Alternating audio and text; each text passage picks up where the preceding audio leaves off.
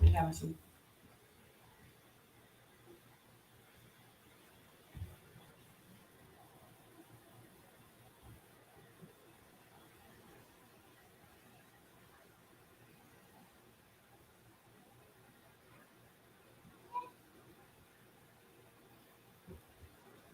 All right, all right. And so, Miss Carla, that is why I spend my whole Sunday in here praying and fasting without ceasing. Really? Oh, we live? Oh, okay. Hey, Yeah. how y'all doing? How y'all doing? My name is Mr. Lewis, and that young lady there is Carla. I am coming to you live from the basement, San Quentin. I'm not in here. I'm just visiting some of y'all relatives. Miss Carla, how you doing? I'm doing wonderful on this Wonderful, blessed wonderful. Sunday. Yes, yes, yes. Today's show is brought to you by every Honeycomb Hideout Hotel uh, on the other side of the water. You know that Mountain View uh, area or Milpitas. You know all those areas. You want to get your Honeycomb Hideout. You go to some of those hotels. Nobody will know you over there. Here we Uh, go. Here we so go. so Miss Carla, let me know how your week has been, honey. My week has been wonderful. I'm trying to It's get good. back It's on good. track. Y'all know I was out for a whole week at the paparazzi convention in Las Vegas. And so last week I was playing catch up. Body's a little tired, but it's called press. It's called press. We have people coming on saying hello. We have Bree on here. We have Mr. Stacy King. Hey, hey, Hello. y'all. Mr. Hill. Hello. Hey, hey. Yeah, thank you guys. I heard coincidentally I heard that this was going to be the last time that they were going to have a paparazzi convention in Las Vegas because the Raiders were upset that too many people were showing up there and not going to their games. Wow. That's For what I real. heard. That's what I heard. For Now real. I For don't real. know. I don't Play too know. much. I just heard that the Raiders organization was more upset that more people showed up to the paparazzi convention than they did to the Raiders' new monstrosity that they have down there.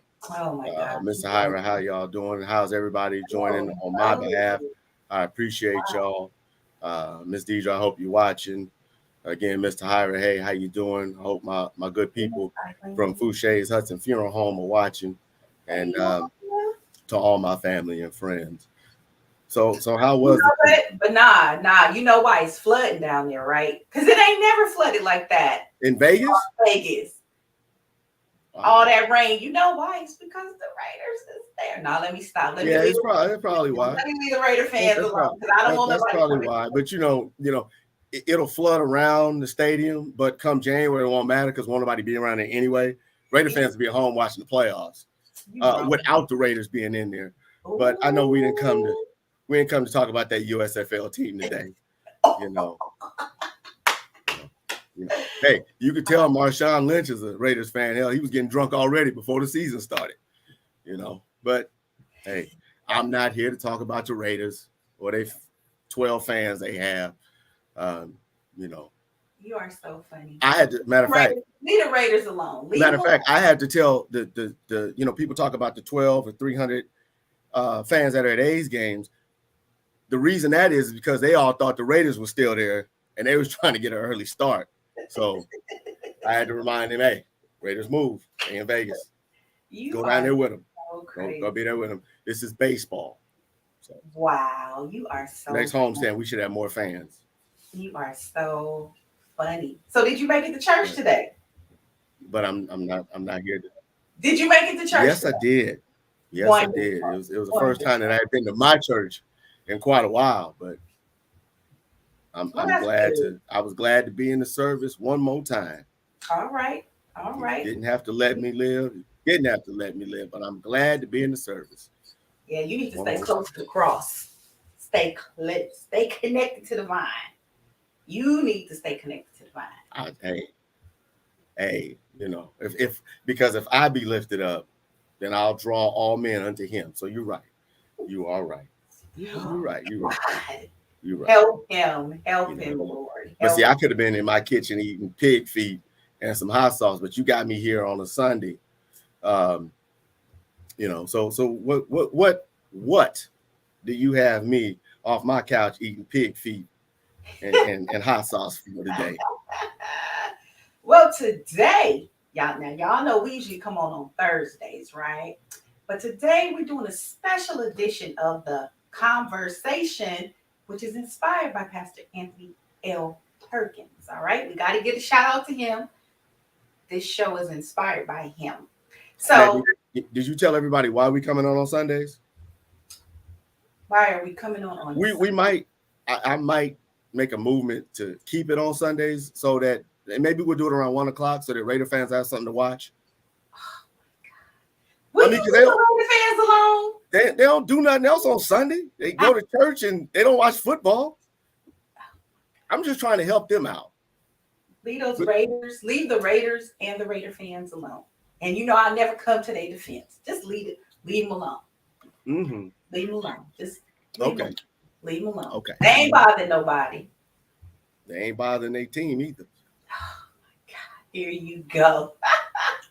So once again, those of you who have come on, I'm saying hello again. Thank you for joining us on this evening. This is a special edition of The Conversation. Yes, it is. Today we have a wonderful, wonderful, sweet person that will be our special guest. Yes. All right, and we'll bring her on like real soon. Real soon. But just a little brief overview about her. Real brief. She's my middle sister. She's my mother's middle daughter. She was always growing up. She was my what can I say? She was my role model. Like, I love the way she dressed. And even to this day, she is still a dresser. Like, she dresses her butt off. And another thing I really like. What'd you say? I see you still taking pointers. But anyway, go ahead. Tell us about your inspiration. She's taking her time inspiring you. But anyway, tell us about your inspiration, girl. You know what? We gonna fight. This your testimony time. Come on, sister. Come on. Fight. But this is my sister. The other thing I love about her is that she is like real. Like, if she down for you, she down for you.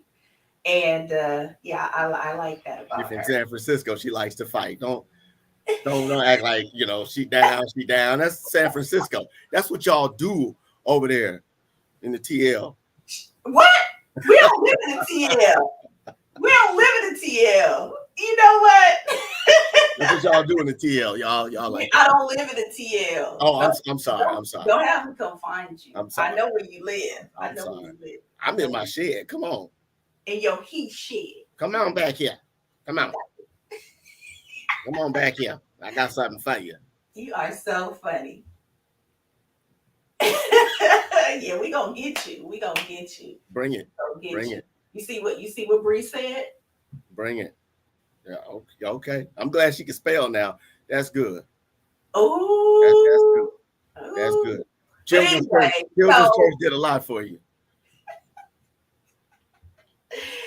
So anyways, yes. So we're gonna have my sister. I'm gonna bring her in just a second. I'm excited, and I'm gonna say this. It ain't nothing she don't know. She ain't never heard and all that kind of stuff. But I thank God that we have reconnected. Yes. I'm really grateful for the reconnection. So those of you who are out there who have a relative, a sibling that you might have some differences with, it's never too late. But I will say this, there is another sister, and I just leave her in the hands of the Lord. Shirley Caesar put out a song years ago that says, you can't change anyone. It takes Jesus, God's only son. You just live the life before them and leave them in the hands of the Lord. And that's what I've done with the oldest of the three. So my middle sister, I'm grateful that we have reconnected. And I know that our mom is like super, like she probably running around heaven just, thank you, Lord. Thank you, Lord. So, but yeah, so I'm going to bring her on. I'm going to bring her on right now. and let her introduce herself. And there she is. Ooh, she There's look like Benny. she look like Mammy. She What? look like Benny and Bree. Ooh, She look like Yeah. ooh, Yeah, we run deep in our family. ooh. You look like Benny. Wow. Mhm. Yeah, we I run wasn't ready deep. for that. we were, yeah, the Yeah. genes are strong in this. Our genes are strong. Our genes are very strong. As your pastor would say, you're looking just like your mother. It's almost like she never left. It looks beautiful. You look great. You look beautiful. Right. That's beautiful. Thank you. Thank you. Thank you. Thank you. Thank you. So So this first is of all, go ahead. Uh-huh. no, this is my So sister. first of all, Go ahead. okay, I just want to thank you, Carla and Rashad, for inviting me on to your show. I'm nervous. I've never done this before, but I've always wanted to talk about my story or tell my story. Hey, Carla is the inspiration on that part right there. She's been telling me for years that I should tell my story, and I've never had the opportunity to do so. So I'm grateful and thankful for the opportunity. All right. So go ahead. all right, sister. Tell your story. Tell it. I'm confused on where to start. Let me start at the beginning. Like Carla said, I am the middle child. Um, I'm the one that's always been the fighter of the family. So Rashad, you was right. Stubborn, but also down for my family. So with that being said, I am 58 years old. I've been clean off crack cocaine since 2002. Wow. Um, 20 years. yeah, yeah, and it's a blessing. Yes. And the whole time I was out there, I tell everyone, God was beside me the whole time. And I don't care what nobody said, because I should have been dead a long time ago, but I'm still here. And I feel like I'm here for a purpose. So, and then another thing I'm going to say, with me going out there smoking crack, has nothing to do with my mama raising me. Nothing. My mother was the best mother in the world to me. Okay, so I've heard, and I say that to say this. The reason why I'm saying that is because some people say, "Oh, you've had bad parents." No, that's not true. That's not true at all. I end up getting into the crack in the '80s because that's when it came about, Right. and I wanted to be with the so-called in crowd. That's what everybody was doing in the neighborhood back then and there. Oh, let's back up before the crack. You know, I was going to school. I cut 2 years straight. Okay. I'm going to tell you, I cut 2 year high school, 2 years straight. I was living my best life. How you Living cut my 2 best whole life. years? Oh, it was easy. It was easy. Trust me, back then it was easy. See, I got pregnant. Now we're gonna have to have a Go ahead. podcast on you cutting school and how you was able to cut school for 2 whole years. I want to do another one on that one another day. But I did graduate 2 years later. I did graduate. I graduated high school. I got pregnant when I was 16 with my first child. That is, when I got pregnant, I was scared to tell my mom. She said, "If any of y'all get pregnant, I'm kicking y'all out the house." I can see sitting on that couch right now when she found out I was pregnant. And to my surprise, she got off the phone and said, "What you want to do?" I said, "Keep my baby." She said, "Okay." That was it. And when she was there, Carla knows she was there with me every step of the way. But I still didn't feel like I was within crowd. So that's when the crack came about. I'm not going to say who got me started, but the person who got me started on it, God rest her soul, she's going to be with the Lord or wherever she's at. And but anyways, starting off smoking crack was fun. It was fun. It was really, really fun. And I have stories that are things that have happened to me back then, but I don't know if I'm ready to tell everything. But You just can say tell God whatever was you with want me. to tell. Whatever You can feel ask now. You and Rashad, y'all can ask me questions. I don't mind answering questions from you two. That's it. That's all. Yeah. My question. is I hear a lot of people who are now recovering, because it's never, oh, I completely recovered. Right. Um, did you, was there a point when you got tired, or what made it come to an end? Whoo, yes, I was just tired. It was like in 2002, and this may sound crazy. I had an apartment in San Francisco on McAllister Street, 1 bedroom, with my youngest child and her dad. God rest his soul. We just buried him about a month or so ago. Right. Not throwing him under the bus. He ended up going to jail. Now, mind you, this is how bad crack can be. My rent was only $35 a month. That was it for 1 bedroom. Dang it. Wasn't paying it though. Was not paying it. It's a sickness, okay? And so it got to where my mother ended up having Erica, getting ready to lose my place, and just everything was falling apart. You know, when they say you hit your bottom, I had hit my bottom. And I had never, the whole time I was out there, I've never been homeless. By the grace of God, I'm telling you, I've never been homeless. Always had a place to stay. Always had clothes.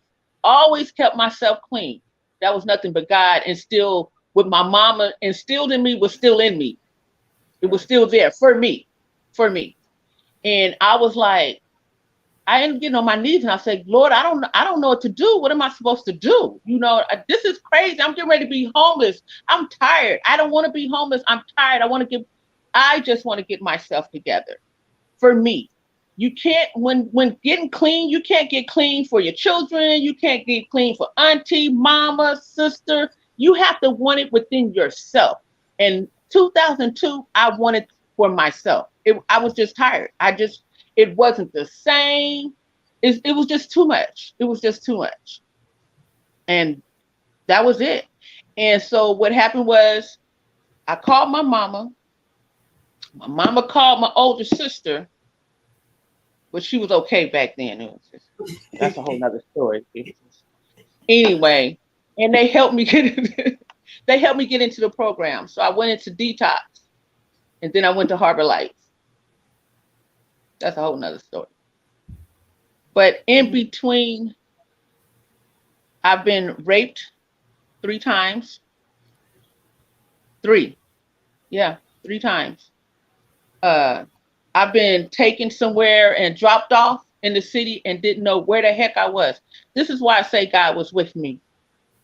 I was up somewhere. I don't know where I was. I was in the city. I'm walking, I'm crying. Must have been 3 or 4 o'clock in the morning. I don't know. It was dark. I'm just walking. I'm crying.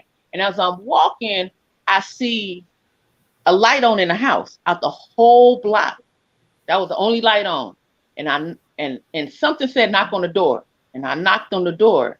And this white guy opened up the door. And I just burst out crying. I said, I didn't know where I was. This man brought me in the house. He didn't know me from Adam, from Eve, and I didn't know him. He took me in his house, sat me down on his couch, let me cry, gave me some water. And then when I got myself together, he said, here's a few dollars. The bus stop is right. Just walk right down there. You'll be at the bus stop. And I was able to get home. Wow. Mm. Was there any point prior to you saying you were tired? Was there any point where you just wanted to end it all? Like forget? I mean like going home and just saying forget all this. I'm gonna just OD and get the hell up out of here. Nah. Nope. I've never got to that point where I felt like I wanted to go home and be with the Lord or just die. I never got to that point. Never. I just know, by the grace of God, I never felt that way. There were times where I would just get high just to try to forget. Okay. What situations I was in, but it didn't. Did it really help me? At the time, I thought it did, but when I look back on it, all it did was just kept putting problems on top of problems. Mm. Wasn't able to solve it. There were times where I wanted to get clean and needed somebody to talk to. It was hard to find somebody to talk to. to try to help me get through it. Now, don't get me wrong. I went to my mother a few times. Mom prayed for me and everything. Mom prayed me through everything. But it got to a point I had to understand what she was tired. She got tired. You know, she prayed, but it's like, there's nothing else I can do. I have to throw up my hands. You got to figure it out on your own. It's not that she didn't want to help me. She could only do so much to help me. I had to get to a place to help myself. But my mother was there for me when I needed her. And sometimes when I thought that she wasn't there for me, she was there for me. There were times I was pissed at my mom because she didn't do what I thought she should have did for me. Or she wasn't there when I thought she should have been there. But then it comes to, no, yes, she was. She did what was best for herself. And she had to put herself first because she wasn't no spring chicken. Right. She was not no spring chicken. So she had to let me go for me to get myself together. But what she did was take care of my two children. She raised my children. She did. Kamisha and Erica. She put her life on hold and raised my babies for me. If Carly, you have there's any questions? Huh? Go ahead, Rashad. If there are any parents out there right now who have young kids, like teenagers, early 20s, that are going through addiction, what advice would you have for those parents? You know, they're constantly giving them money, or, you know, the sleepless nights, and what advice would you give them? As a parent, you're gonna have sleep. You're gonna have your sleepless nights, but you can't keep giving them money. You can't let your children make you feel guilty because you're enabling them. You're not helping. You're thinking you're helping, but you're not helping the situation. But you have to pray on it and put them in the hands of God, because God will take care of them. Whatever the situation, whatever the outcome is, you have to put yourself first, because you will kill yourself worrying about your child. You could kill that money that you give your child could be that last hit your child take because you gave him that money. How would you feel then? Right. My advice is just, go ahead, Carla. No, I was just going to say, so what do you think was your saving grace? Like, was it going to the facility? Was it going to church? What was it? So for my saving grace was really back then was going to church. I went to, okay, let me tell you, so to start it from the beginning, it was going into the program. I was able to get into a detox. I was able to go into Harbor Lights. But then after leaving Harbor Lights or doing Harbor Lights, they have the NA and the AA meetings. They didn't work for me. I'm sorry, for me, because they are the most gossiping group, period. You go in to tell your story. Next thing you know, by the time you get home, somebody done heard your story already. And it's like, it's not that it's a secret, but it's my story to tell. If I want them to know, I'm a tell them myself. Don't run off and tell my story. So I stopped going to the women's meetings and the NA meetings, and I just got into church. I threw myself in the church, singing the choir, going to Bible study, going to Sunday school. That was my saving grace for me. Now, right now, in this day and time, I'm glad I got clean when I got clean, because I don't see that in the church right now. What I got back then, I do not see that right now. I feel like the church should be more of a saving grace for people recovering addicts, because there are people in church, and I'm one of them, that go to church, and I still go through things. Not that I don't have where I feel like I want to use. I have other stuff that I want to talk about. You know, I got things that I want to talk about, and it could be somebody sitting in the audience that may want to use. Who can they go to actually in the church right now to talk about that? And it's not going to from Sister Jones to Brother A and Brother C and Sister C and Sister A. And by the time you get to church next Sunday, the story that blew up. You know, it's not that anymore. You know, there's no meetings. You remember back in the day when we was coming up, Carla, and Rashad, I don't know how old you are, but if you remember the mother's board, when they be sitting on there with the 15. white dresses on, and when you come in, they could tell something wrong with you, and they pull you to the side. baby, what's going on with you today? Come here, sit down here and have a talk with me. And they will pray for you right then and there. By the time you finish, you crying and everything, but you feel better. But you know what y'all talked about is not going anywhere. We don't have that in church no more. We have the mother's board dressing like the young people now. What I'm saying. Hell, the mother's board is the young people now. Yeah, you know what I'm saying? So it's like, where can we go to talk about our problems and stuff that we have?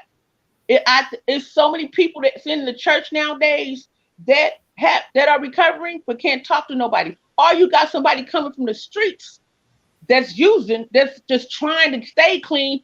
Who can grab them that's in the church right now and invite them with open arms and hug them and tell them it's going to be all right? Here's my number. You can talk to me. Where's that at right now? No, the church has turned into a courtroom. There's judges and juries everywhere. Ooh, right. It's not right, because you're right. Everybody has a past. Everybody has a past. Everybody, exactly. No matter what they pass is, whether you drink, smoke, whatever you do, sex, whatever. Everybody has a past, and it's unfair to judge other people with their past. Or you didn't overcame whatever addiction you had, and now you think you're better than everybody else. Lord, no. So it's just got to make an appointment in most churches, not every church, but in most churches, you got to make an appointment just to speak to the pastor. Remember, before growing up, we could go to the pastor and talk to the pastor, and when we talk to the pastor, it wouldn't go nowhere. Now with some of the people, I'm not talking about nobody in particular or anything like that. I'm just saying in general, you go talk to certain people now, like you said, everybody gonna know. Everybody gonna know. And they're gonna add something to it and add something to it and add something to it and have you looking like boo boo the food. So yeah, it's different now. It's kind of sad. So that really touches me, because I remember when I was a member of a church here in San Francisco, we had a program for people who was, they had their own Bible study. People who were in recovery, they had their own Bible study. And our church at that time grew just from those people, because then because then they started accepting Jesus Christ as their personal savior. Then their family started coming to see them get baptized, and then they want to join and be a part. And we had follow-up. Nowadays, there's not too much follow-up. If I'm on drugs and I come to the church and I join the church and just say, I'll just throw a name, Reverend Khan is the pastor. Okay, so what do you have now? What's in place now to keep the people in the church? Right. What's in place now? There's nothing, and I'm not saying all churches, but in some churches, what's in place now to keep the people in the church? Okay, yes, they've come up, they've accepted Jesus Christ as their personal savior. I don't even know if I think some pastors don't even do the right hand of fellowship anymore and all that stuff. But then, how are you reaching out? Oh, y'all do? My church is old school, for real. How do they reach out to them? Like, how do you stay in contact with them? I remember being a part of a church in Oakland where the diaconate ministry, the deacons and deaconess, we had our own, because I was a deaconess. Okay. We had our districts that we was responsible for. And we would call and check on the members. Hush your mouth, deacon in training. We would call and check on the people in our district to make sure that they're okay, and if they needed anything, if they needed prayer. And some people would be like, "Oh, I'm so glad you called. I'm gonna come on Sunday now because you called me." Because you have to show that you care in this day and time. And a lot of ministries is more about what we talked about on our previous show, the views and all that other stuff. Forgetting about the people that really need that love and affection and that the prayer, all of that. Some people don't even, we can't really do altar call anymore because of COVID, but you know what I mean. Y'all know what I mean. Just some of the prayer time is being cut out. Now, where I'm at, there's prayer every day on the phone. So it's no excuse. 7:30 a.m., 7:30 p.m. We got prayer. But are all ministries doing that? No. No. But yeah, it's different now.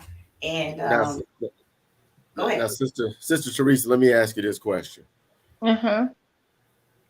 Of course, you had your addiction, and others have had theirs, whether it be drugs, alcohol, etc.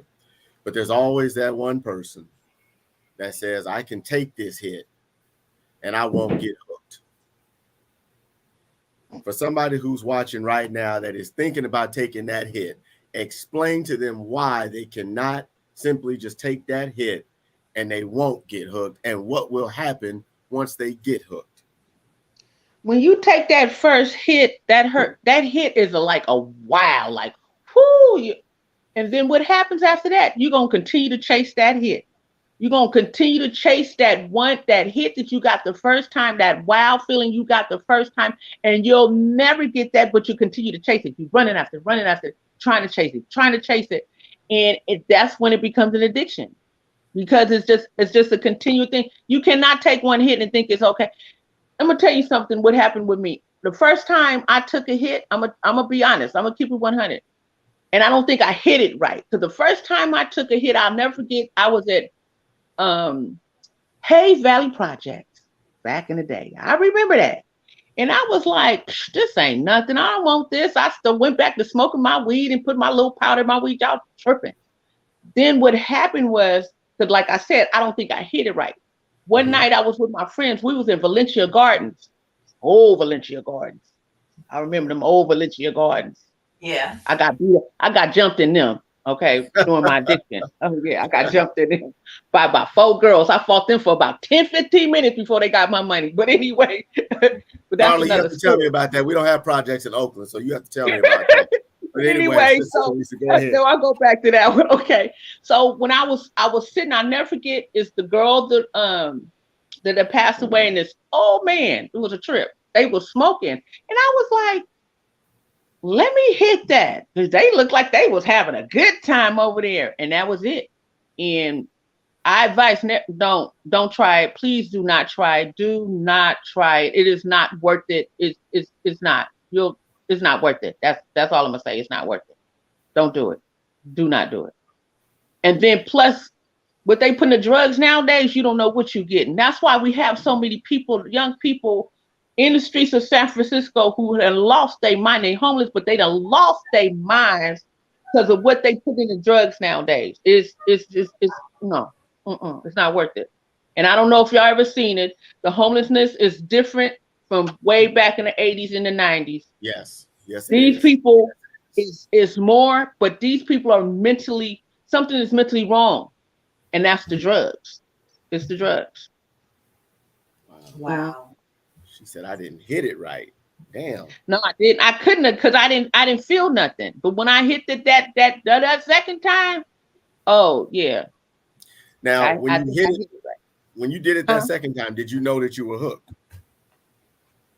I didn't think I was. Nobody thinks they hooked when they do it the first time. You think, oh, I could do this every now. And to be honest with you, I didn't feel hooked, but I kept wanting to get high. And then as I kept going, as time kept going on, I started noticing I wanted it. It wasn't that I needed it. I never woke up with shakes, and you know how they show on TV? Right. They shaking it all off the crack. I never experienced any of that.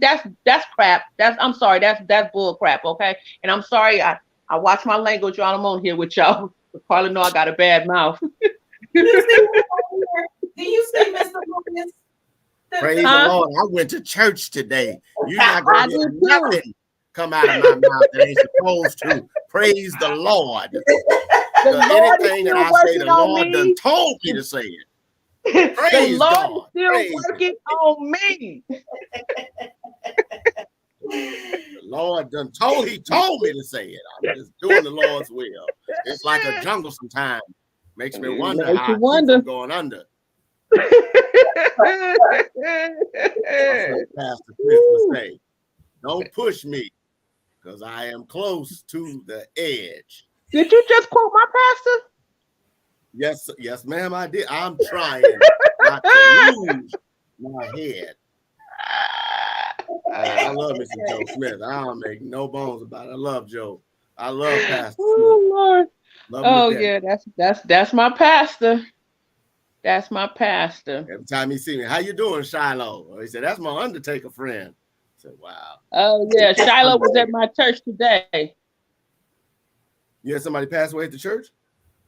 No, Shiloh Church was at my was at yeah. Reverend Hill. I was like, oh, yeah, that's my pastor now. Reverend Dr. Hill. Yes, sir. Yes, sir. Yeah, he preached at Good Hope today. Shiloh back in the building. Yeah. Just like the old days. So, Carla, you have any questions for me? Yeah, go ahead, Miss Carla. I know you have some. Why you just go assume I got questions? I'm just listening because I'm excited. You know, I'm really excited. Well, you need to say something because I'm looking at two Bammies on the screen. I feel like I done smoked around.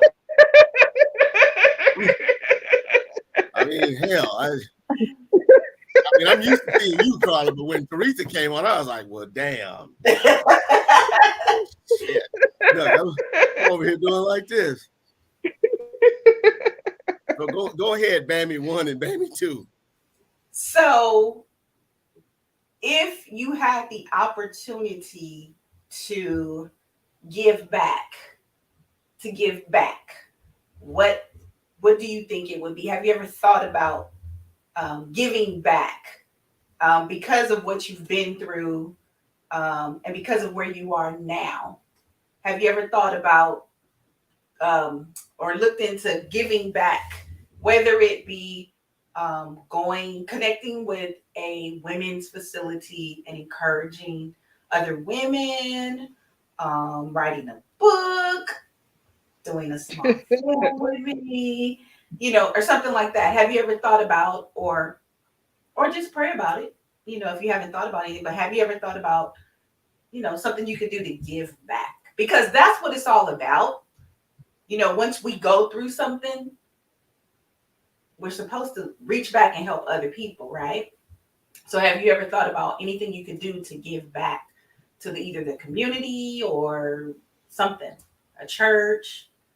Maybe you could start a ministry. No, I'm just kidding. They ain't ready for that. You know, I'm not into the ministry part. Okay. But anyway, but yes, I have always thought about giving back because I feel like I'm here for a reason, and I've always wanted to help other women. And when I worked for Goodwill, and I don't know if you remember this, I used to help women. I had my own office to help women get back into the workforce that was coming off of drugs, on the welfare, and teaching them how to dress, what to say, what not to say. And if they needed someone to talk to, they knew they could come in my office and shut the door. And I remember the feeling of women hugging me, say, Teresa, thank you so much. Thank you for listening to me. I wouldn't be here where I'm at right now if it wasn't for you. That made me feel good. Right now, I don't know. I would love to. I wish that my church or a church had something where I could come in and help other women, and not just women. There's men out there too. You know, there's men out there that need assistance too. But as far as helping women and making them feel comfortable, wanting to come and talk and share and cry and stuff like that, I would love to be able to do that. And as far as the book, sister, you've been telling me that for years, okay? I know. I know. You need to do something.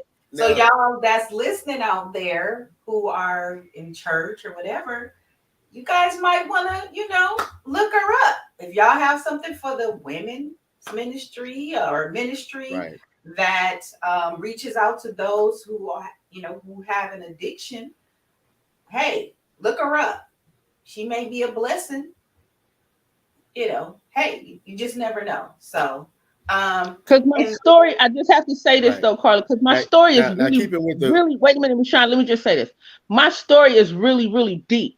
I'm just not telling everything on this particular platform, but if I had a platform to talk to women where we can be open and comfortable amongst each other, I can go deep into my story. I mean, because it's I'm grateful for where I'm at right now. I actually work for Neiman Marcus right now, you know, and I love my job. I love my job. and I've had a few jobs. I was at Nordstrom for 11 years. I started at the bottom and worked my way up. And I want to tell people, just because you're here right now doesn't mean you have to stay there. You can move up. You just have to have people in your corner that you feel like that you can talk to and help you get over the humps and the bumps Right. that we go through life. Because don't get me wrong, I'm still going through some stuff. Carla tell you, my daughter says to me all the time, she say, Mama, I'm so surprised you ain't went back. I'm like, what for? What am I go back for? All Right. it's gonna do is I'm gonna lose what I've accomplished so far. Right. To do what? For what? Mhm. So yeah, Right. I do want to help other people. And I do believe it's important when you keep talking about the women, because I mean, I've never been a woman, don't plan on being one either, so don't y'all start no rumors. But I know that, having talked to men who have gone through that, women do face different challenges. Generally Mhm. speaking, men don't get raped while they're out there on the street. That might happen in Mhm. prison, but generally speaking, it doesn't happen on the streets, not related to drugs. So Right. I know that there are plenty of women who they face that. Hell, sometimes they face that in the shelters that they go into, or sometimes in the rehab facilities. So I mean, I would love to hear the women's story through you, and just learn more about that. And I was going to ask you, do women have the same resources available to them when they're recovering as do the men, in your estimation? Well, back then the recovery program I was in was men. It was for men and for women. Okay. Okay. Back then, I don't know what's going on right now, and that's another thing that's hard for people trying to get into recovery right now. They don't have the resources that I had back then. And Right. back then, you used to see in San Francisco, you used to see these vans rolling down the street, picking up people, taking them to the detox Right. center because they tired. But you don't have that anymore. All the recovery programs are either full or you got to pay money to get into the recovery program. So that's why so many people out there still on the drugs, because there's nothing there to help them to get clean. They'll go to a program and say, oh, I'm trying to get clean. Oh, we full. We're going to put you on the waiting list. So what happens while they're on the waiting list? They go back there out there and they use, because they're waiting to get into the recovery program. But why they using? They done forgot they done had a program, appointment to go to the program. There's no detox centers for them to even get detox, to get their mind clear, to try to get on the right road, or even try to go back home. There's nothing that we don't have those things anymore. It's sad. That is. That's really. I mean, that's really something when you think about it in that totality. Because we always, and I say we as people who have never done drugs, we always say, well, go get help. And it's like, you can tell It's not people to go easy. get help, but hell, it's not that easy. It's not No, like they it's can not. just walk down the street and be like, hey, I'm gonna go here. I'm gonna go here. I mean, some people commit crimes to stay out of, to stay off the street. And Mm-hmm. that's not the best thing to do, but it's, you can tell people to go get help, but hell, go get help where and with whom? Mhm.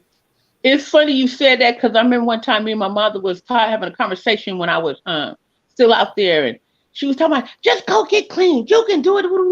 And I said to her, I said, Mama, I love you. I said, but you can't tell me that if you ain't never been through it. And she looked at me, she said, baby, you're right. I'll never forget that conversation. She said, baby, you're right. Because she kept telling me it's easy, it's easy. No, it's not easy. It's not what people think it is. Oh, I'm gonna stop using it, and that's it. No, it is not. It's an addiction. It's a sickness. You have to go through. You gotta be able to get your mind clear, which means you gotta detox.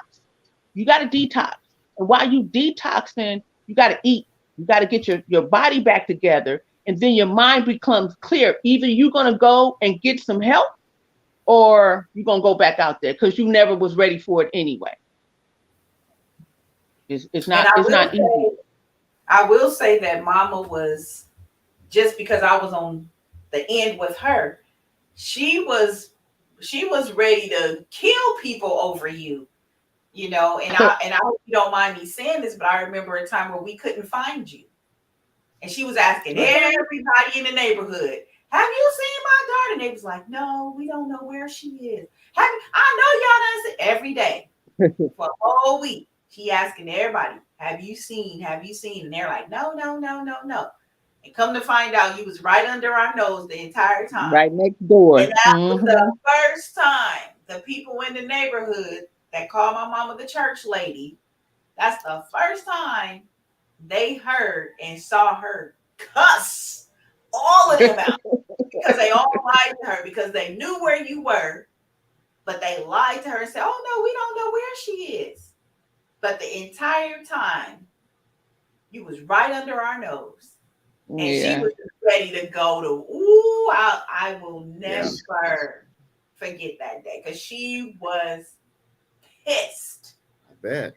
So she was pissed. So just from my end, mom always had your back. And she was like, I just always say, I just don't get it. I just don't get it. Once again, let me go back to that Shirley Caesar song. I used to always say, Mom, and just play this song for her. You can't change anyone. It takes Jesus, God's only son. You just live the life before them and leave them in the hands of the Lord. Right. So I will always play that song for her, even, and I'm going to say this, even when she was transitioning on her deathbed, right here in this living room where I'm sitting at right now. She was crying about, not you, but she was crying about her church, who hadn't been there for her. Right. That she was at the church for 50 years. They wasn't here for her. And she was crying. I got it on tape. I got it on audio. And I played that song for her while she was transitioning, and the tears started running down her face. Because that was the go-to song. Anytime she had problems with anybody, I just played this song for her. So Mom went to war for you. She didn't play when it came to you and any of the other kids and grandkids as well. But we talking about you tonight. And I just know she loved you regardless. I know she did. Yeah, I do know she did. And this is something else I want to say too. As far as me being a recovering addict, when I was out there, or any addicts, we think we just hurting ourselves. We're not realizing during the time we're hurting our mama, our children, our cousins, our we're hurting the whole family. But when doing our recovery, we don't know that. We do not know that. And I didn't realize that until after I got myself clean.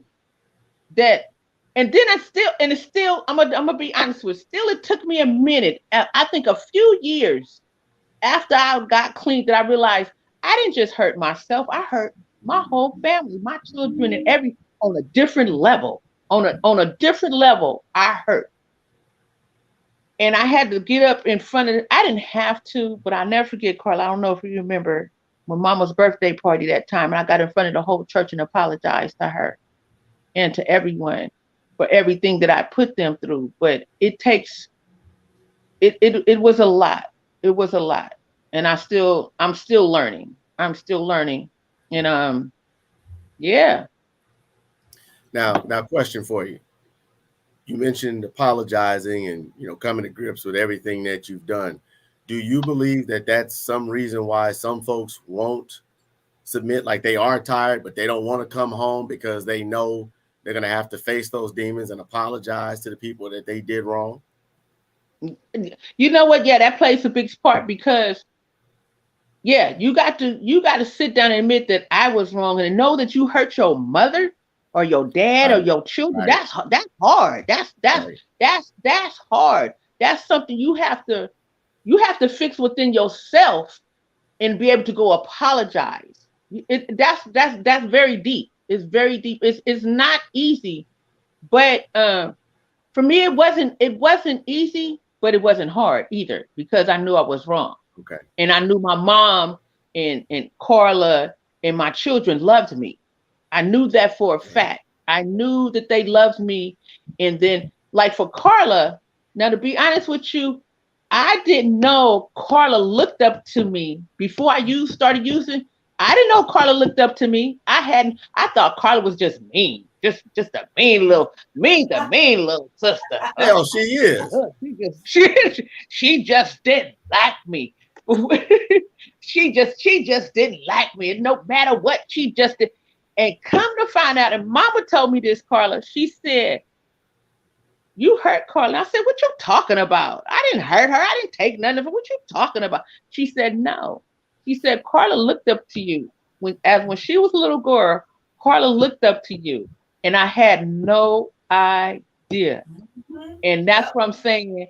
To say that, you don't never know who in your family or who's around you that's looking up to you, that's paying attention to the things that you do. That's because they didn't have TV and they had covered wagons. That's all. What? I said that's because they didn't have TV and y'all had covered wagons. If y'all had a little bit of technology or color TVs, you might have, had somebody else to look up. It's okay. It's all right. I know you grew up during the gold rush. It's okay, man. Whatever. She says my clothing, I love the dress, but my dressing comes from my mama. Mama would dress us from head to toe. Colorized, we matched everything. When I got pregnant with my first child, my mama sold every one of my clothes, everything that I wore. And I was the best dressed teenage pregnant girl in school. I'm sorry. Yes, I was. I was.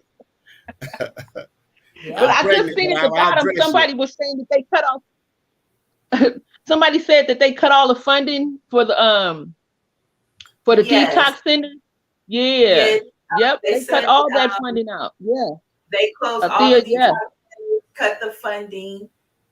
They used to dispatch, and the fire department called to pick them up off the street and bring them to the detox center straight from the street. So they closed all the detox centers because of funding. And I believe that. They did the same thing with mental health programs.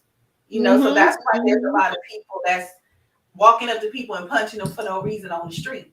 Wow. Right. Because they cut mental health programs because part of the job, part of the business I used to work for, we did some of the San Francisco mental health program stuff, and I remember when they cut that. Yeah. So Bree said, "That's me now." Laugh out loud, Matt. Yeah, because you know what? I watched you. Well, of course, your mama, we all used to match and stuff, but then I used to look at you and I was like, "Oh yeah, she always matching."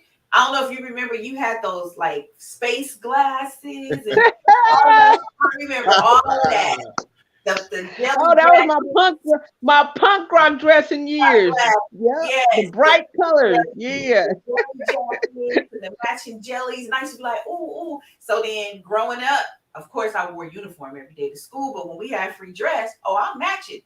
Then when I had Bree, I was going miles just to get shoes and knockers to match her little dresses and stuff. And then June came on, boys a little different, but he matched. So my kids spent a lot of money matching. And now poor James comes along with everything has to match. Right. That's right. But see, all of y'all in the 80s was on crack with the Jerry curls and the Adidas fits. Oh, I'm sorry. Yeah, I did have the Jerry curl. See? Yeah. Me too. Me too. You still got one. You still got one during the summer. You can't grow yours now. You can't grow yours. That's all right. See, Teresa, I told you she's still mean. All that church. She spent all that time in church. You can't even tell. Praise God. Know all the books of the Bible. I showed you. I used to know them too, but I didn't got older. I didn't forgot most of them. But I remember them. What was that? We used to go to every them conventions and stuff. Man. Okay, we have another comment. I'm gonna put it on the screen so you guys can see. It says regular people cannot afford treatment and detox.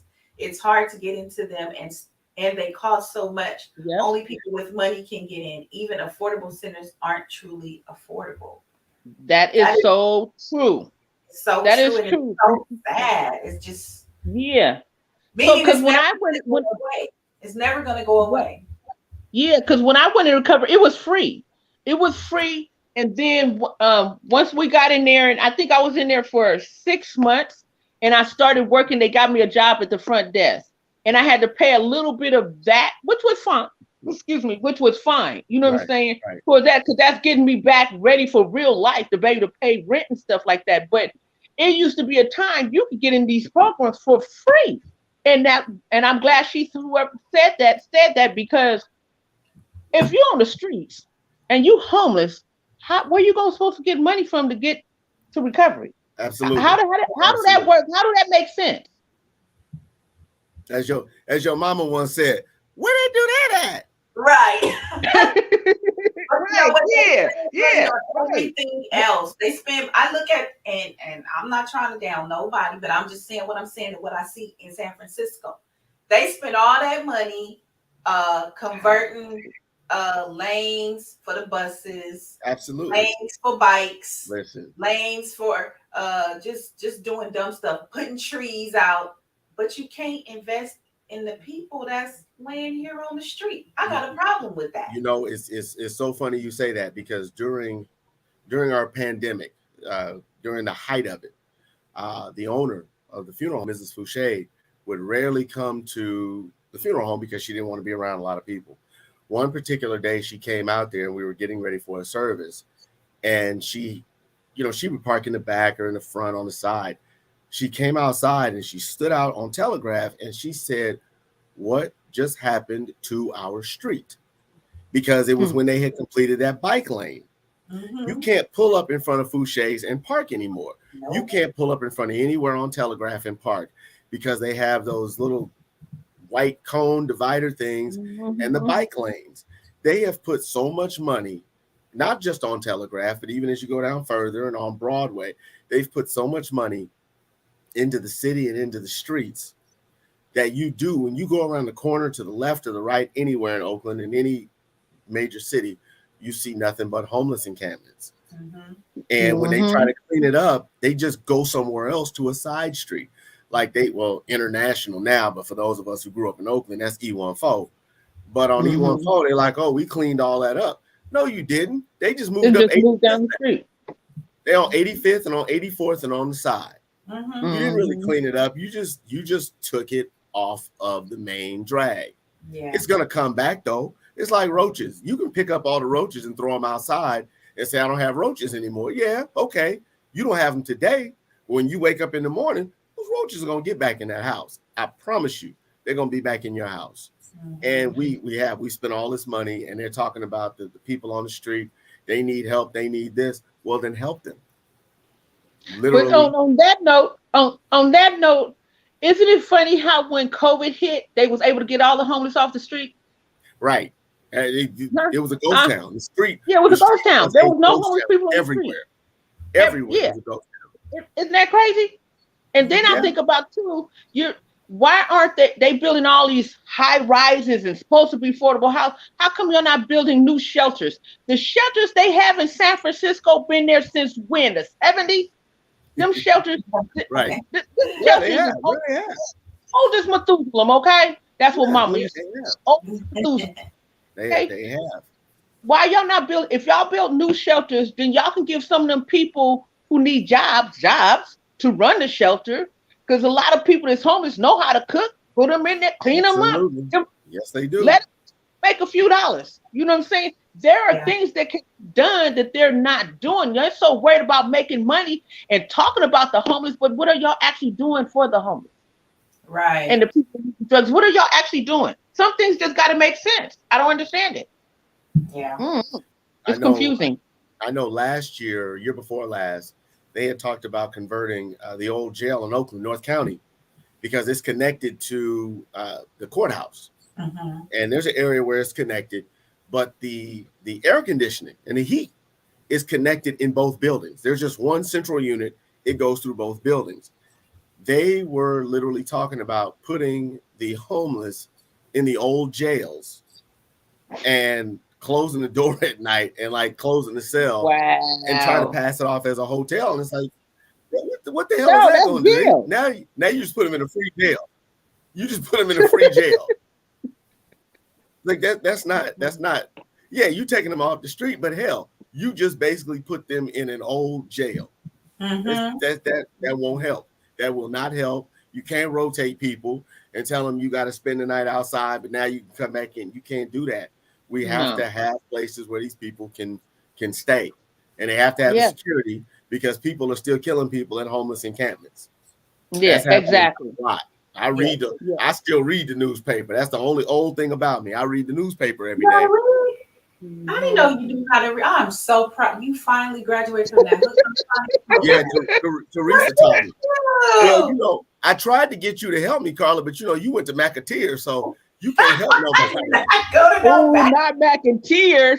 You went to, you was on the 8-year plan at McAteer, so you couldn't help me. Ooh, not You know, back in tears. You and Rhonda, you know, y'all went to McAteer. Oh, You know. wow. And yeah, Rhonda, I said it. You went to McAteer too.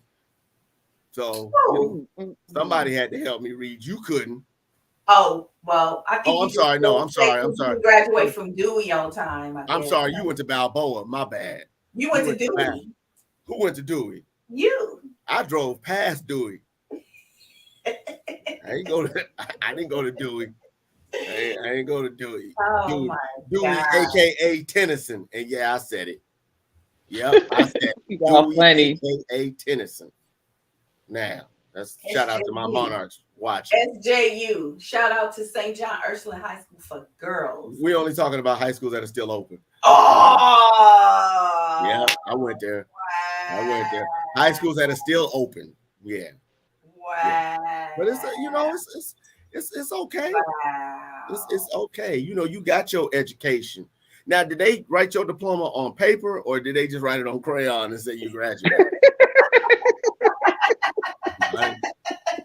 You get on my last nerve. I know what they did in the 80s. I wasn't, you know, I was a kid. I didn't know what they did in the 80s. You get on my nerve. I didn't know if they gave y'all a box of Cracker Jacks and said bye or what, you know. Wow, really? So Miss Teresa, how long have you been at your current place of employment? Well, at my current place of where I'm at right now, it's on the 28th to be a year going back because COVID. Okay. So I was with Nordstrom for 11 years. Okay. For 11 years, and that's a whole nother story. I don't even like Nordstrom right now, but I'm not gonna throw them under the bus. That's another story. And then I went to Macy's, then I went to Neiman Marcus, and then COVID hit. And so I went back to Neiman Marcus. So I'm back in Neiman Marcus now. And you loving it, huh? You like it? Yeah, I like what I do. Yeah, I love what I do. Yeah. I really do. I'm a people person. I like to talk to people. I like to make people. I like to help people. That's what it is. I really do. You get your sister a job over there. Service. Huh? Get your sister a job over there. She can learn to talk to people. You know. I ain't got no comment. I'm gonna stay out of y'all little mess. I have a job. That's between y'all two. Oh, I know you have a job, but you need to talk to people. You don't have to talk to people behind the camera. I talk to people all the time. Outside of Bree and June. and my little boy over there, aside from them. Whatever. Well, Bree got like 7 personalities, so you do talk to a lot of people. Ooh, I love you, Bree. I love you, baby. I love you. I love you. We gonna get you. I love you, Bree. I love you. Don't listen to your mama. She trying to split us up. She trying to put us against each other. But we're gonna stand together, baby. Whatever. No weapon formed against me shall prosper. I learned that in church. Wow. Hallelujah. Paying attention. I am so proud of you. Baby steps, you know. Mm-hmm. Deaconess. You must learn that in your deacon and training class. That is wonderful. So somebody got jokes, huh? Okay. In your deacon and training class. I am so proud of you. All right. So, Teresa, I just want to say I am super proud of you. Super proud of you. Yes. I've seen a lot over the last years. Like from before the drug addiction and mama saying, Right. Stop smoking that weed. It's gonna turn into something else. Remember that? And he's like, I can't remember. I'm You gonna be remember that? okay. I'm gonna be okay. Stop smoking that weed. It's gonna turn into something else. I'm gonna be okay, mama. I'm gonna be okay. So from that part, I mean, so like Now, even in your addiction, I think I shared with you. I had people saying crazy stuff to me on the street, and that was the first time they got to see who everybody used to call Lil Carla. Oh, she's so quiet. She's so this, she's so that. Oh, I used to come in your defense, and I used to go off in my Catholic uniform, skirt, and everything. Don't come at me crazy. Don't come at me sideways, because I'm gonna say something to you. That's my sister, regardless of what's going absolutely. on. Absolutely. Yep. And I'm not gonna say no names or nobody, none of that. But this particular individual, to this day, and this is years later, they don't even speak to me. Good.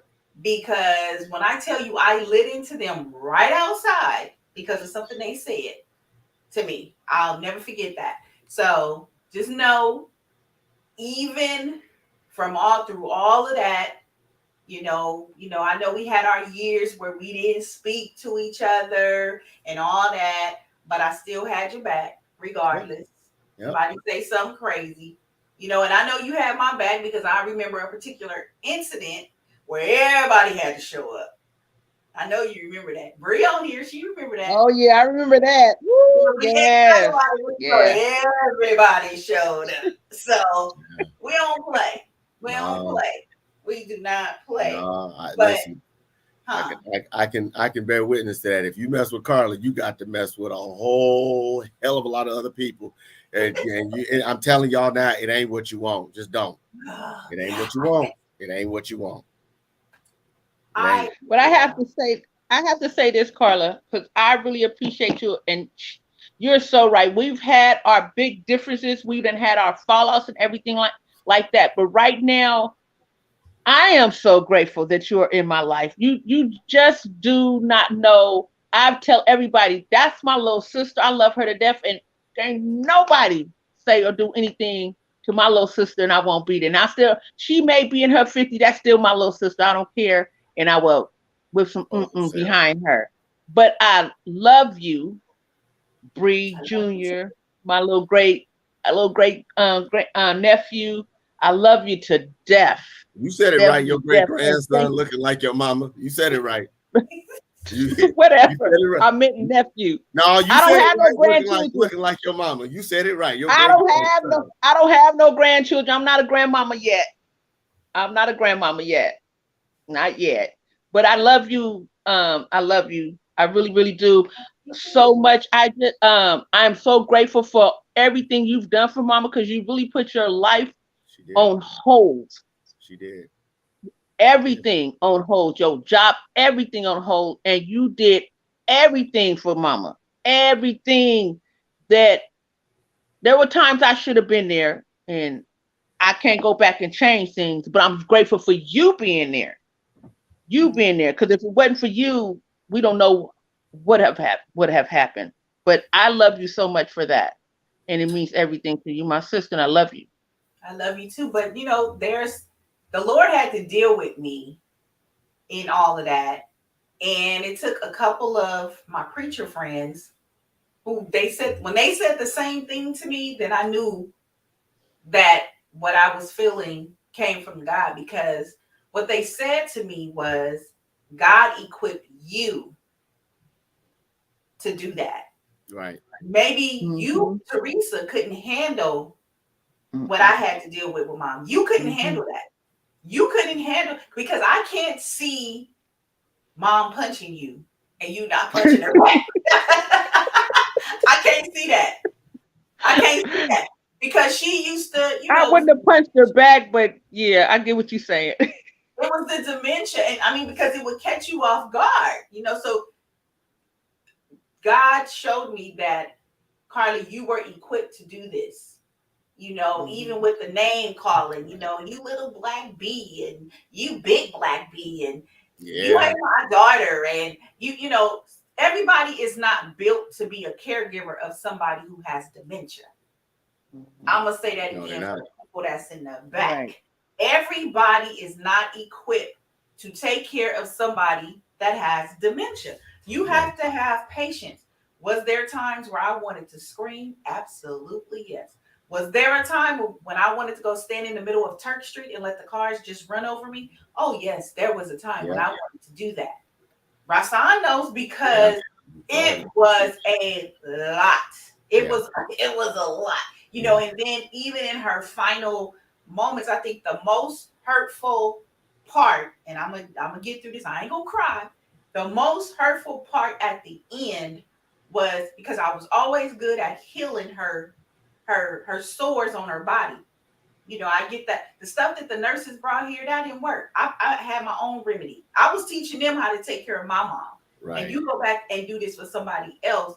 But at the end, when those sores would not heal, that was the most hurtful thing ever, because the entire time she was sick, I wanted to make sure that, you know, because you get bad sores from being in bed. That part, I don't think you could have handled. You know, everything in life happens for a reason. You couldn't handle that. I'm telling you, because that was something. So I know now that God equipped me to do that, and whoever was there was supposed to be there. Whoever wasn't there, you know, that's just the way it is. Like you said, we can't go back and change it. But what we are doing now, the family dinner, yeah, y'all missed it. Yes. Fish, we had greens. That was good too.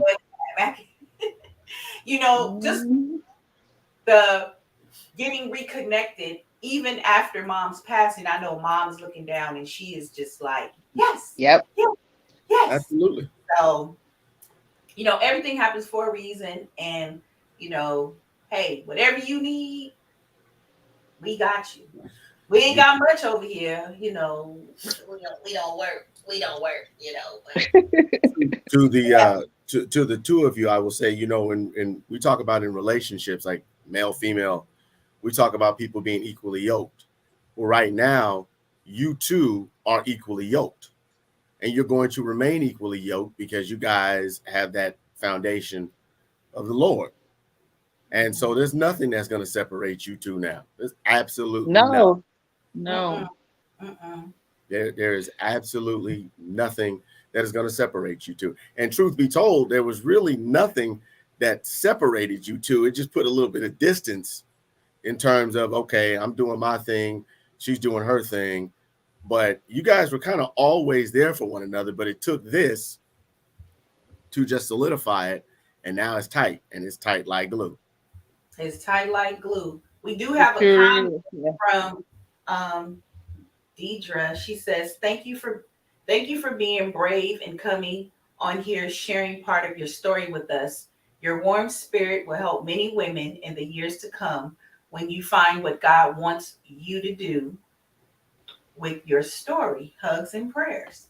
Thank you so much. Yes. That was really nice. Really, really nice. Thank you. Preach, Deacon Louis. Shut up. I'm going to get with Carla, and we'll sit down and try to figure out what's going to be my next step, because I really, really want to tell my whole story. Well, I don't know all that, but but I want to feel comfortable telling it. Yeah. And I don't understand what I mean by that, but well, put your pajamas on and tell it. Yeah, we here. Because I've had friends that I've talked to, and then it's like, why are you telling my business? You know what I'm saying? I want to tell my story, but I don't want to be judged on me telling my story. Because I just don't want to be judged. It's my past, and I don't want to be judged. I have a lot to tell. Yeah. So what about, have you ever thought about maybe a podcast? You'll sound better than some of these preachers in the Bay Area. Oh, my bad. You ever thought about a podcast? Yeah, Carla, you know I don't know nothing about no podcast. What is a podcast? So that's just See? like Now she sound like Bammy. What the hell is a podcast? What am I supposed to do with that? I don't do that podcast. That sounds like something nasty. I don't do that. I don't do nothing like that. That's what got R. Kelly. I don't do that. Here we go. Leave R. Kelly alone. No, just you could do something audio wise. Just write it out and just do audio. Do it in little snippets to talk about it, or you can even do like a private setting and invite women where nobody can see it. It's just you guys, like something like this. A Zoom. Mm-hmm. I can help you with some platforms to get you. Or even if you just want to just tell your story. And remember, I was saying we could put some some of the pictures to what you're saying. Right. There's many ways. The way technology is now, man, we could make this happen. And I'm willing. I've been telling you for years. I was still working on Hayes Street when I talked to you about this. That was years ago. Yeah, years ago. It was years ago. Yeah. So I think it's time, and you just pray about it though. You got to pray about it and ask God to show you which direction to go, and just know when He tells you, I'll be sitting in the back waiting with my little camera, ready to do what I need to do. Yeah, because I've been jumped a few times. I've been chased in the car. I remember jumping out of car before, broke both my big toes at the same time. Went to the doctor. He was like, "How did you break your toes?" I was like, "I don't know. I was high." Right. And then I had to think about it. I was like, shit, I had to jump out of car one time. I had on sandals. I never forget. Jumped out that car and just kept running for like 2 blocks. Right. So some of my stories are funny. I can laugh at them right now because it's funny to me. And ladies and gentlemen, that's crack. Broke toes? How was you running on broke toes? That's crack. Running on the heels of your feet. When you running and you high, you don't feel nothing. You running. You scared. You running for your life. Because I was running for my life at the time, and I didn't know. See, in the words of the late Rick James, cocaine is a hell of a drug. It's a hell of a drug. It's a hell of a drug. You can run with 2 broken toes. Damn. It's just, man. It's just, I have stories, and that's why I say the things that I've been through in my life. That some of the things that happened. You remember, Carla? I guess somebody, Deacon Rowland, over there in Friendship Village, when I was in a abusive relationship, and dude popped me in my lip. I don't know how, Mom. I guess I didn't know how she had found out at the time, but she found out that I got beat up, and I was at Friendship Village, and she found out all the way at Martin Luther King Square. Mm-hmm. You never know. Yeah. See, and that was before social media. Right. Exactly. Exactly. That was the phones with the long cords. Yes. It was the rotary dial, man. And you messed up, you gotta start all over. You gotta hang up and start all over.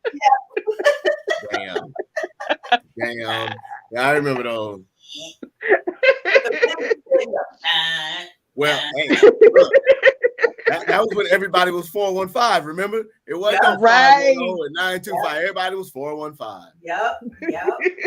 Everybody until you got to Fresno, and it was 209 in Stockton. Yeah. Everybody out here was 415. I remember those. Yes. I remember those. Y'all old. I'm older. I'm not old. I'm older. Exactly. Well, your older sister, then she old. Whatever. So we got Kamisha's on here. She said, "I'm very proud of my mom and my auntie. Love you." Hey, Kamisha. Miss y'all. Hey, we miss you too, and we love you too, Miko. We miss you too. Love you. Oh, yeah. So again, we are so glad that you took out the time to come on to this special edition of the Conversation inspired by Cascade Perkins. And for those of y'all who don't know, do y'all know she is my number one? She is my number one customer in my jewelry business. Yep. Hey. She was my first customer. and she is my top customer. She is on my lives every week. She shops every week, and I got her hooked on oil spill, y'all. I got her hooked on oil spill. Mhm. So, but yeah, Hey, I'm grateful for that. And we had our first Mother's Day. Was that Mother's Day? Yeah, right? Or was that Easter? Yeah, Mother's Day. Uh-huh. Dinner together ever. Our very first Mother's Day. And then we just had Sunday family dinner this past first Sunday, which is something I'm trying to do every month.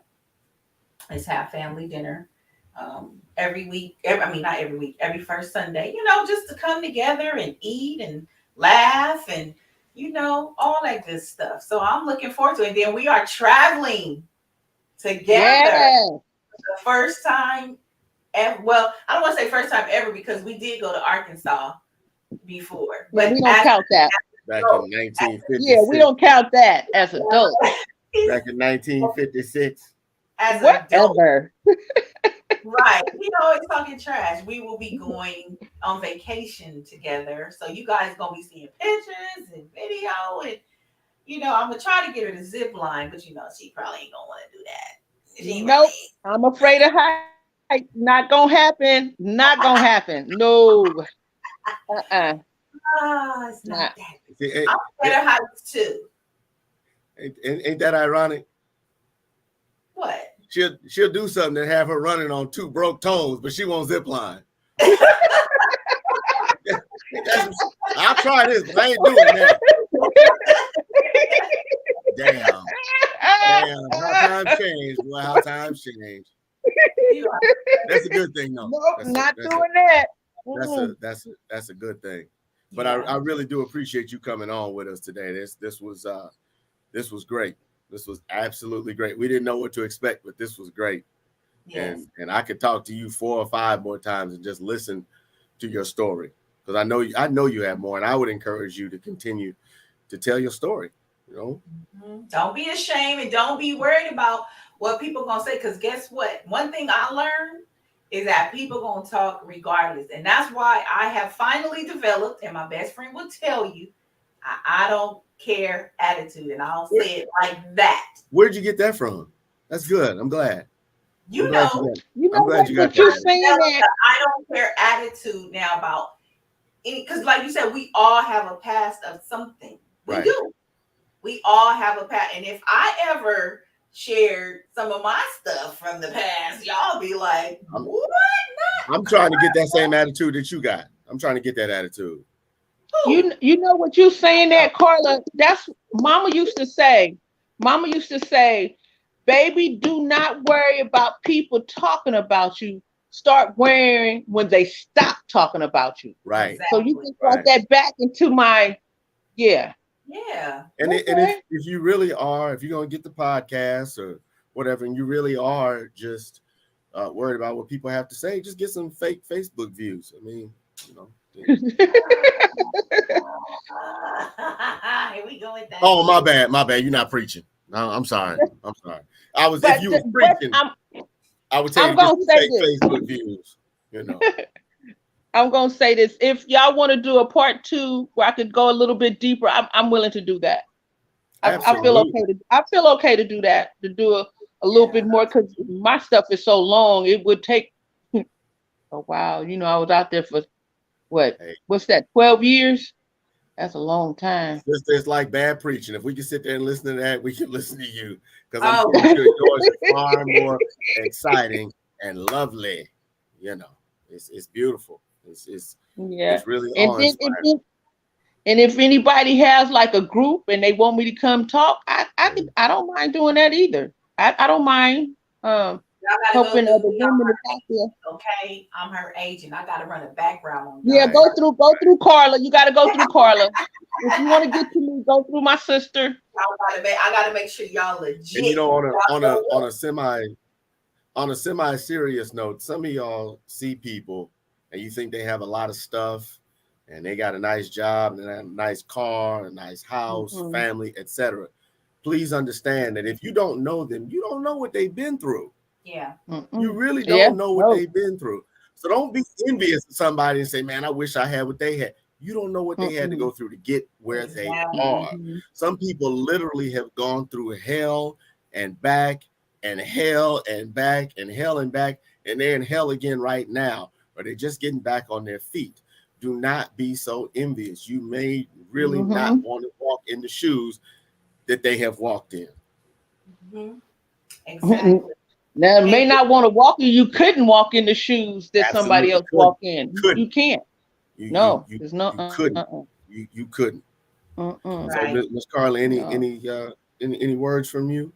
'Cause I want to thank you for the podcast on today and every time we do one. Well, no, just in general, just, you know, those of us who are on here and who will watch later, I thank you. I thank you for being a part tonight. And it's my prayer that more, because if the government's not going to do it, I honestly believe then the church needs to kind of step up and do some things. Yes. But if the church is going to step up and do some things, then the people who are coming in should feel comfortable coming in. Correct.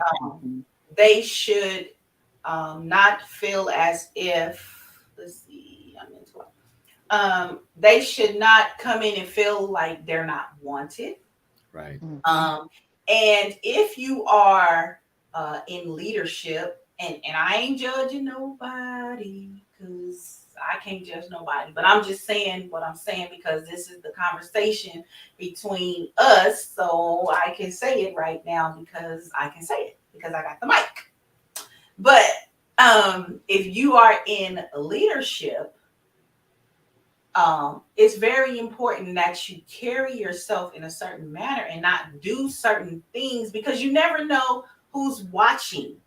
You may think you are hiding by going miles and miles away, but if you're Mill Peters. if you are coming on live, Because that's where I would go. I would go to Mill Peters where nobody is. let me finish here. Let me finish my spiel. If you are coming on live, because everything is virtually and in person now, right? So if you're coming on live, people see you, right? So you got to be careful in where you go, what you do, and who you do it with. Correct.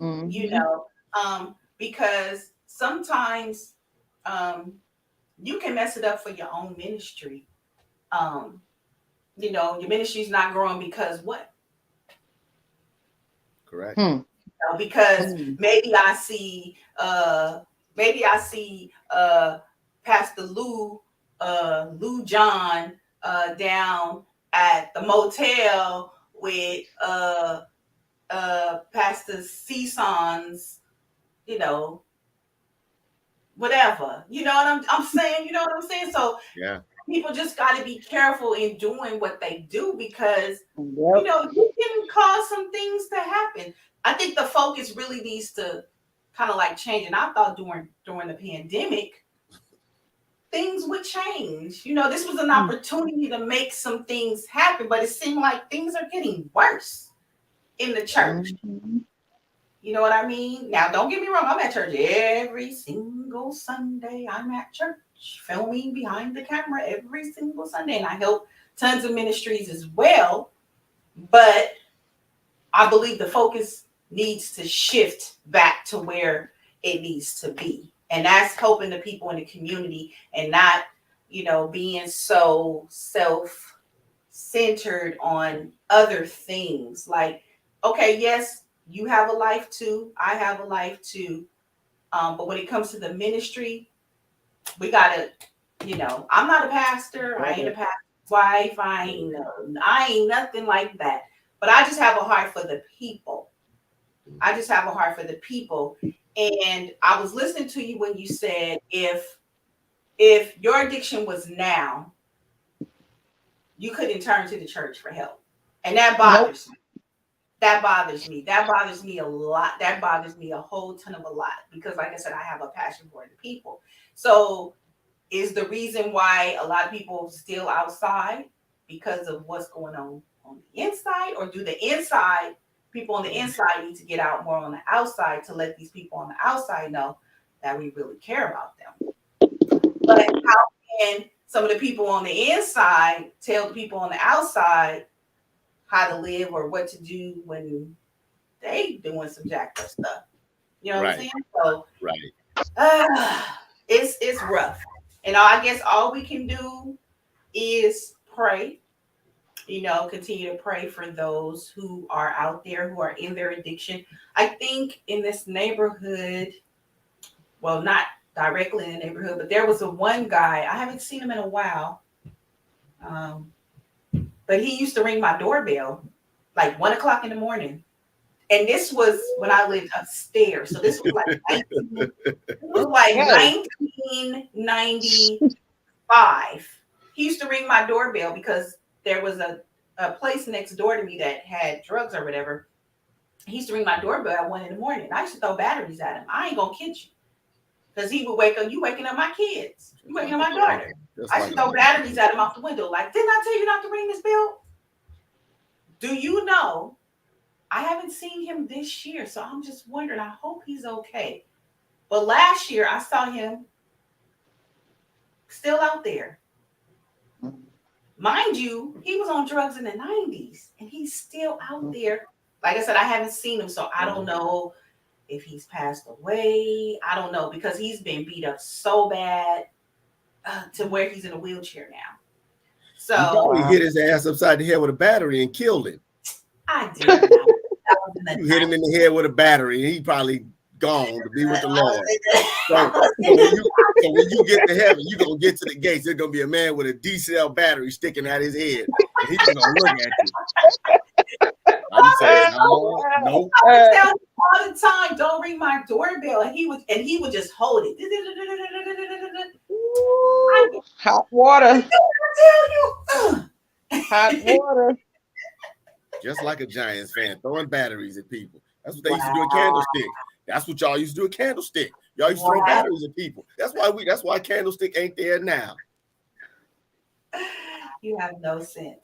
But I really think that ministries can do more. And I know even with my own personal nonprofit organization, when I get back to where I need to be financially, I'm going to get back out there and do what I need to do to help the people. Right now, Carla needs help herself, so I can't help the people. I mean, I try to do a little bit here and a little bit there, but what I was doing on that level, I can't do right now.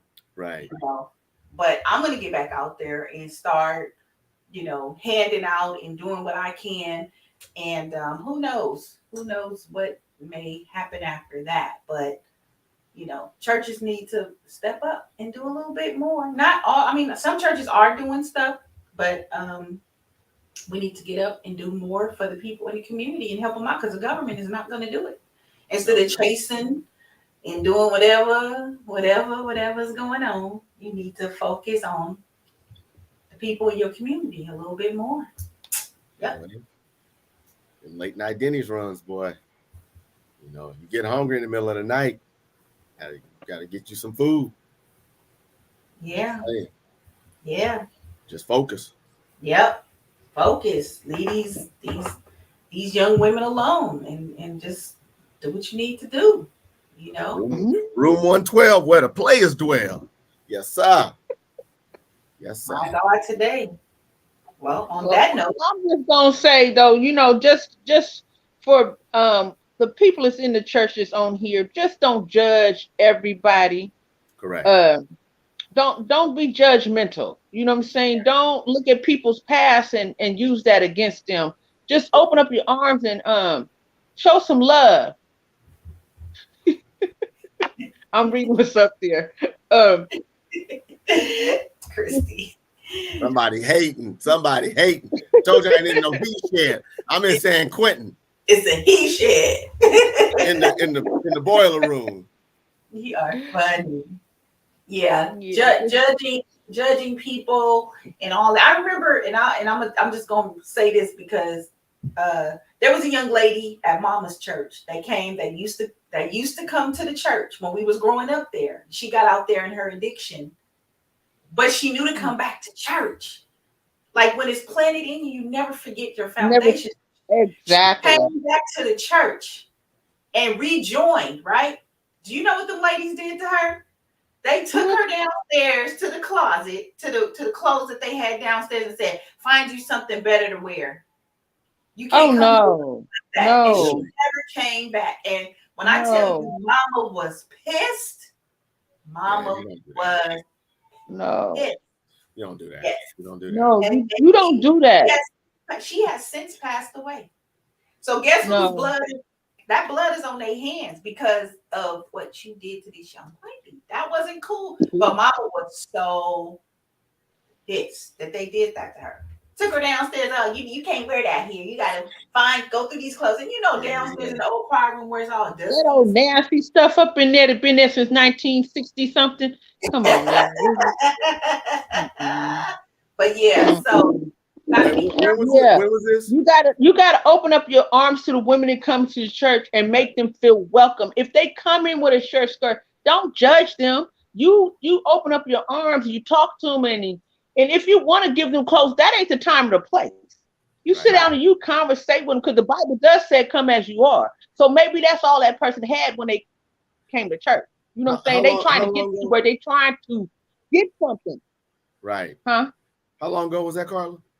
Oh, that was gosh, I was long before my mom got sick. She got sick in 2017. So that had to be about 2014, 2015. Did they find any ushers in the church? In the closet when they went in there? Here you go with that again.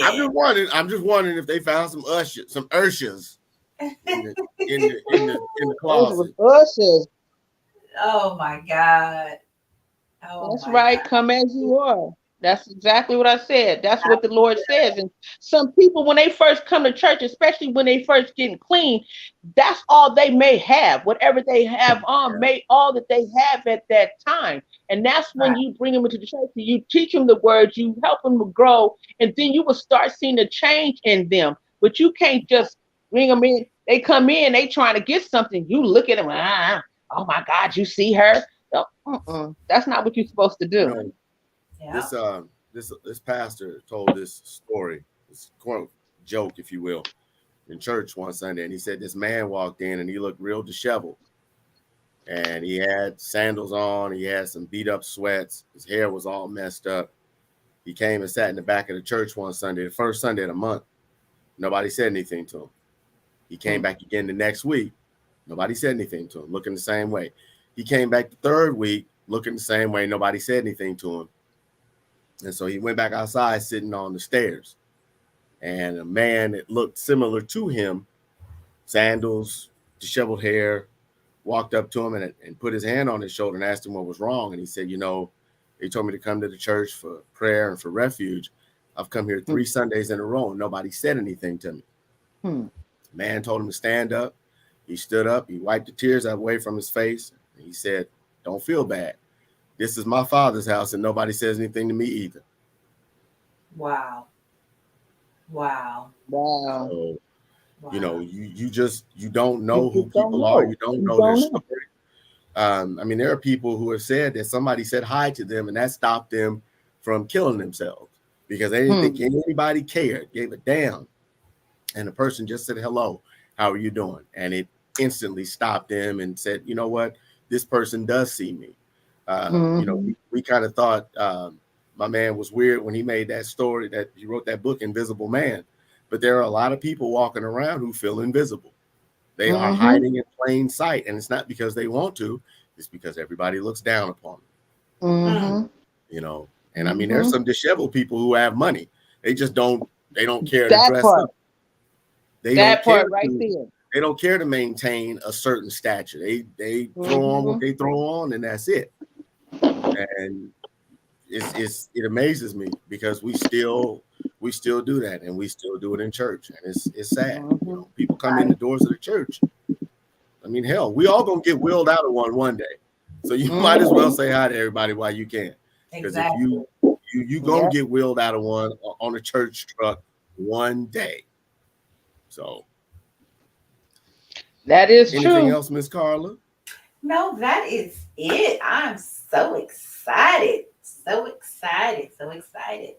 And I just want to thank everybody that tuned in tonight and those who will tune in on the replay.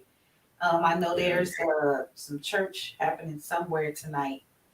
And You so need to go find one. you said what? Huh? You said what? Oh, I was. Hold on. What? Oh, He has no sense. I said you need to go find one. Whatever. I'm in church all the time. Anyways, yeah. So thank you guys for joining in, and I'm excited for my sister. You guys Yes. remember her name, Teresa. Thank you, Sister Teresa. I appreciate you, baby. Thank y'all for having me. Thank I, you. and I just want to say to those who are watching, usually we're coming at you on a Thursday, and I might say have a great weekend, but today is Sunday. We are starting a new week. For anybody who has recently lost somebody and you're going through that, we're praying for you. For anybody who lost somebody a month ago or a year ago and you're still going through it, I'm praying for you. And I'm going to end on this note for you older folks who used to watch Hill Street Blues. Before the police would leave the precinct, the captain would say, let's be careful out there. So I'm going to tell y'all, let's be careful out there. I love y'all. If you're doing something that you shouldn't be doing with somebody you shouldn't be doing it with, be mindful. There are eyes on you. People have receipts, literally. Teresa, you got anything you want to say? You good? I'm good. Thank you so much for both of y'all having me. I'm looking forward to the next time. Maybe we'll do an open where people can ask me questions. Yeah. Yeah, maybe we can do I'll that. have you guys over and we just go live from the house. We can do that. That sounds good too. We could do that. So Roscoe won't be in his he shed. I'll bring a Jerry curl. I'll bring a Jerry curl and some corn nuts and a 40-ounce of Kool-Aid. You get over I'll be out. Then if that's the case, then I have my afro wig with some sunflower seeds. Wow. Oh, and she loves sunflower seeds. You know this. Your great nephew got a problem with my head, so I got to put something on my head. Your sister can tell you that off. But everybody have a great week. Yes. Support Lois the Pie Queen, 60th and Adeline. I promise you'll love it. If you haven't been there already, I promise you'll love it. Tell the owner, well, Chris, but tell Corey Jackson that Mr. Lewis sent you. And love everybody. And support Miss C's Blings and join me on Mondays when I go live. All right. Yes. And if you need any media services, support Miss C Productions Media Service and more. How about that? Yes. And two words for Miss C Productions, since she won't say it. Pay her. Yeah, pay my sister. Pay her. Pay my sister. Because if you don't, her sister, Teresa, that part is going to come after you. and if too she can, fast, you laughing. Run, I'm still a little hood. I'm still a little hood. If she can run on two broke big toes, she'll find your ass. I promise. I promise. He ain't gonna let that go. Oh, hell no. She's up there looking like Jesse Owens. Everybody have a great night. You guys have a blessed evening. God bless. Thank you so much. Peace.